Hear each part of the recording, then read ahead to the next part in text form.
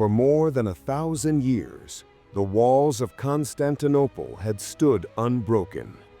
The shining city of the Eastern Roman Empire, the last jewel of Rome, guarded by faith, legend, and stone. But in the spring of 1453, that ancient glory faced its final dawn. And with its fall, the Middle Ages would end forever. This is the story of the fall of Constantinople, the battle that reshaped the world. In the year 1453, Emperor Constantine XI Palaiologos ruled what was left of the Byzantine Empire. Once it had stretched from Spain to Syria. Now it was barely more than the city of Constantinople itself, a proud capital surrounded by the rising power of the Ottoman Empire, led by a young and ambitious Sultan, Mehmed II. His empire was a shadow of its former self, his treasury nearly empty, his army small. But he also knew the honor of Rome's last emperor demanded one thing: to stand and fight. Across the strait, in Edirne, a 19-year-old Sultan Mehmed II dreamed of destiny. He had one goal: to take the city his ancestors could not. For him, Constantinople was not just a city, it was the center of the world, the bridge between continents, the key to empire.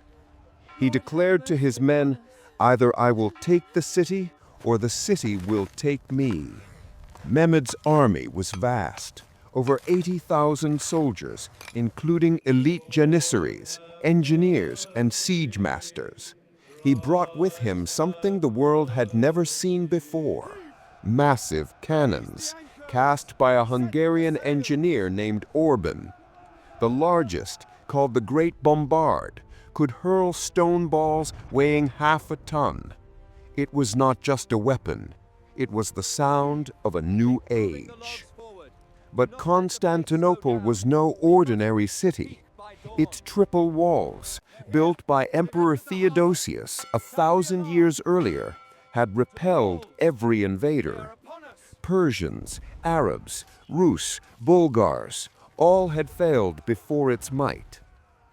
Inside those walls, 7,000 defenders prepared to resist an army more than 10 times their number. They were Greeks, Venetians, Genoese, even a few brave volunteers from Europe, united under one flag, one cause. Among them stood the Genoese commander Giovanni Giustiniani, a skilled soldier and leader of men. Constantine trusted him as his right hand. They knew help would not come. The West was divided, the Pope's promises empty. Constantinople was alone. The siege begins. On April 6, 1453, the Ottoman army appeared outside the walls. Drums thundered, flags waved, and the great cannons roared for the first time. For weeks, the earth shook. Day and night, the boom of cannon fire echoed across land and sea. Stones the size of men crashed against the ancient walls, sending clouds of dust into the air. The defenders worked tirelessly, rebuilding, reinforcing, praying. Inside the city, churches filled with the sound of hymns. Men, women, and children prayed for a miracle. But outside, Mehmed's army only grew stronger. To seal the city's fate, Mehmed turned to the sea. He ordered his fleet to block the Golden Horn, Constantinople's northern harbor. But Constantine had prepared. He stretched a massive iron chain across the water, closing the entrance. It was a brilliant move. The Ottomans could not break through. So Mehmed did the impossible. He moved his ships over land.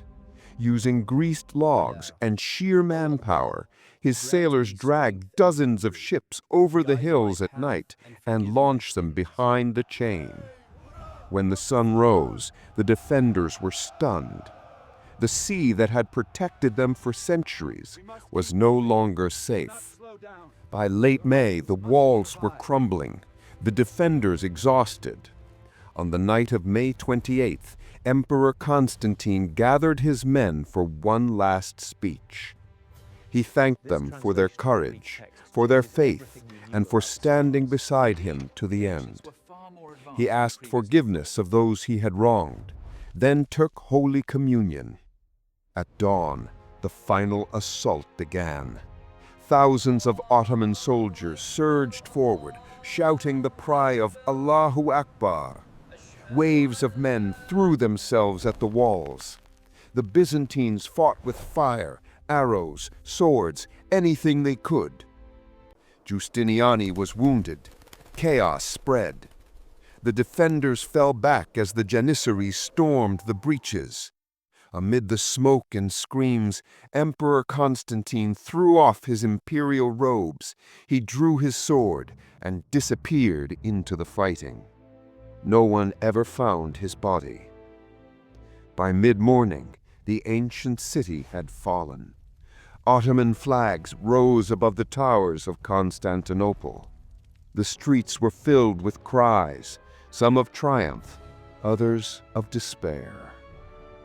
For the first time in 1,123 years, the city of Constantine was no longer Roman.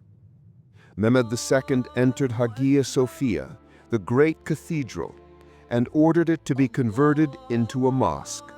Then, standing beneath its massive dome, he whispered the words of the prophet, "There is no God but God." The Sultan wept, not out of joy, but awe.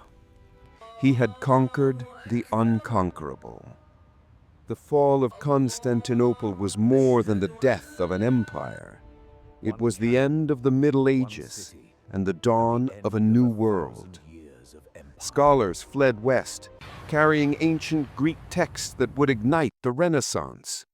Trade routes shifted, powers rose and fell, and the young Ottoman Empire became a world power for centuries to come. For the Byzantines, it was the end of a dream, but their legacy endured in art, in faith, in the very idea of empire. And for the world, it was a turning point. One canon, one city, and the end of 1,000 years of history.